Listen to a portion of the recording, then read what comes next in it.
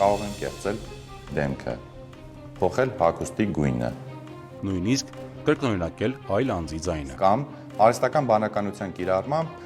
պատրաստել արատավորող տեսանյութեր եւ լուսանկարներ եւ այն դարձնել շանտաժի առարկա։ Զեղծարարների հերթական փայլուն աշխատանքն է շնորհիվ արհեստական բանականության։ Կեղծիք են տարածում օգտագործելով հանրաճանաչ մարդկանց հեղինակությունը, փորձում այդ կերպ տեղորայք վաճառել։ Սկզբում գովազդային դեմքերը բժիշկներն էին, հետո լրագրողները, հիմա հերթը հասել է նաեւ դերասաններին։ Հիմա ոնց հասկանում եմ նոր ալիք է գնում, արդեն ուղղակի աճ ու ձախ փորձելու են օգտագործել ուղղակի հայտնի մարդկանց, այնքան որ արդյունքում ծանոթ դեմք լինի, վստահություն առաջացնի։ Մեր փորձը ցույց տվեց, որ ռեպորտ անել բողոքելը գրեթե անհույս է, որում որ հասկանանք մենք ընկերությունով նաև բողոքը ուղարկել ենք ներքին թիմին մեդայի, բայց մեկը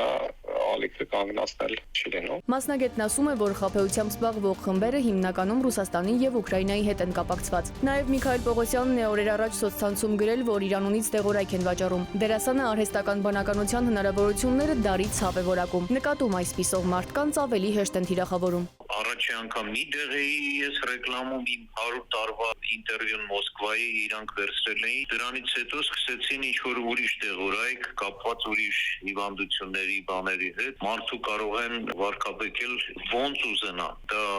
դարի ցավն է։ Դիմեցի մի քանի ինստանցիաներ, բայց նրանք ասին ցավոք, պարոն Պողոսյան, մենք չենք կարող դրա թեմա առնենք։ Բողոքում են բոլորը։ Մասնագետները նաև ոստիկանությունը հորդորում են զգուշանալ, չվստահել տարօրինակ գովազդներին, որքան էլ դրանք կայթակղիչ թվան։ Արհեստական բանականության կիրառմամբ չարամիտները կարող են խեղաթյուրել իրականությունը եւ շահագրգռել գնումներ կատարել անհայտ ծագում ունեցող ռեսուրսներով։ Վճարման ժամանակ էլ հափշտակել ձեր դրամական միջոցները։ Եթե դարձել եք նման հանցագործության զոհ եւ զեղծարարները ձեզանից պահանջում են գումար որևէ տեսանյութ կամ լուսանկար չհրապարակելու համար, անհապաղ դիմեք ոստիկանություն։ Սա է ելքը։